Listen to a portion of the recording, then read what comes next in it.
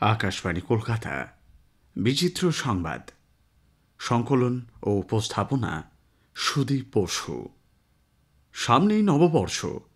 ভোজন রসিকদের টানতে নানা কৌশলের আশ্রয় নিচ্ছে রেস্তোরাঁগুলো। কোথাও স্পেশাল অফার, তো কোথাও আবার নববর্ষ স্পেশাল খাবার।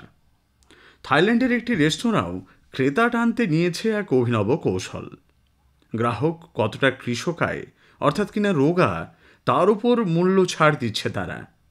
এজন্য রেস্তোরাঁয় ঢোকার মুখে রাখা হয়েছে জানালার মতো দেখতে গ্রিল ফ্রেম। তবে সেই গ্রিলগুলোর মধ্যেকার ফাঁকা জায়গা এক একটির ক্ষেত্রে এক এক রকম।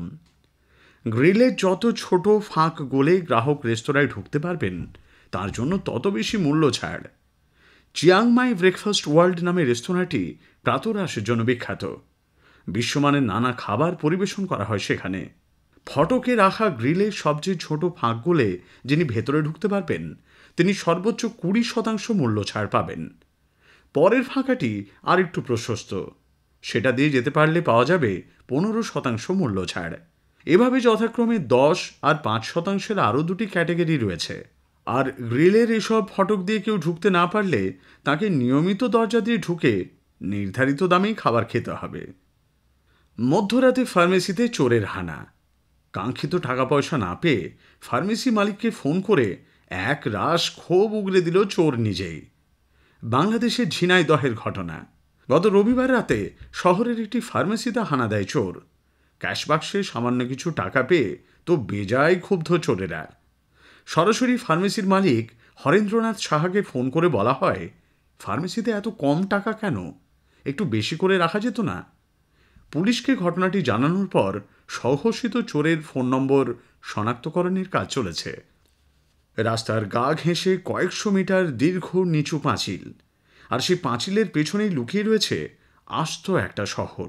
সেখানে যেমন অজস্র ঘরবাড়ি রয়েছে, তেমনই রয়েছে গির্জা, যীশুখ্রিস্টের পূর্ণাঙ্গ মূর্তি, সরু সরু পথ, পাহাড়ি গুহা আর সমাধিক্ষেত্র। তবে মজার বিষয় হলো, এইসব বহুতল ভবনের উচ্চতা মেরে কেটে 1.5 থেকে 2 ফুট। অ্যালাবামার সেন্ট বার্নার্ড অ্যাবে গির্জায় গেলেই দেখা মিলবে এই আশ্চর্য খেলনা শহরের। বেনেডিস্টিয়ান সন্ন্যাসী মাইকেল জোয়েটেল 1911 সালে লিটল জেরুজালেম নামে শহর তৈরি করেন। জেরুজালেমের মিনিয়েচার প্রতিলিপিতে রয়েছে সেন্ট পিটার্স, ব্যাবেল টাওয়ার, ভাইকিং টাওয়ারের প্রতিকৃতিও। এই ছোট্ট মডেল শহর এখন অ্যালাবামাতে পর্যটকদের অন্যতম গুরুত্বপূর্ণ আকর্ষণের কেন্দ্রবিন্দু। ফুটবলে গোলই শেষ কথা, তা বলে আত্মঘাতী গোল, তাও কিনা জেতার জন্য। 1994 সালে এরকমই ঘটেছিল ক্যারিবিয়ান কাপের গ্রুপ পর্যায়ের ম্যাচে। খেলা চলছিল বার্বাডোস আর গ্রেনাডার মধ্যে। নির্ধারিত 90 মিনিটের শেষ লগ্ন পর্যন্ত বার্বাডোস জিতছিল 2-1 গোলের ব্যবধানে। আচমকা নিজের গোলে বল ঢুকিয়ে দিলেন বার্বাডোসের এক প্লেয়ার। না, ভুল করে নয়, ইচ্ছাকৃত। Match draw. অতিরিক্ত সময়ে আরও এক গোল দিয়ে পরের রাউন্ডে চলে যায় বার্বাডোস। কিন্তু কেন? আসলে তখনও ফুটবলে প্রচলিত ছিল গোল্ডেন গোল, অর্থাৎ অতিরিক্ত সময়ে গোল করতে পারলেই জিতে যাবে সেই দল। এর মধ্যে ক্যারিবিয়ান কাপে এক অদ্ভুত নিয়মে গোল্ডেন গোলকে 1 গোল নয়, ধরা হতো 2 গোল। বার্বাডোস 2-1 গোলে জিতলে দু দলের পয়েন্ট সমান হতো ঠিকই, কিন্তু গোল পার্থক্যে পরের পর্বে চলে যেত গ্রেনাডা। তাই আত্মঘাতী গোল করে ম্যাচ নিয়ে যাওয়া হয় অতিরিক্ত সময়ে। আর গোল্ডেন গোলে 2 গোলের পার্থক্য নিয়ে পরের পর্বে পা বাড়ায় বার্বাডোস। বইয়ের গন্ধ ভালোবাসেন না এমন মানুষ খুঁজে পাওয়া দুষ্কর। বিজ্ঞানের পরিভাষায় বইয়ের এই গন্ধকে বলা হয় বিবলিওসমিয়া। তবে এই গন্ধেরও রকম ফের আছে বই কি। নতুন কেনা বইয়ের মধ্যে যে গন্ধ থাকে, তার থেকে বিস্তর আলাদা পুরনো বইয়ের গন্ধ। আবার সব পুরনো বইয়েই যে একই গন্ধ থাকে তেমনটাও কিন্তু নয়। কিন্তু এর পেছনে রহস্য কি?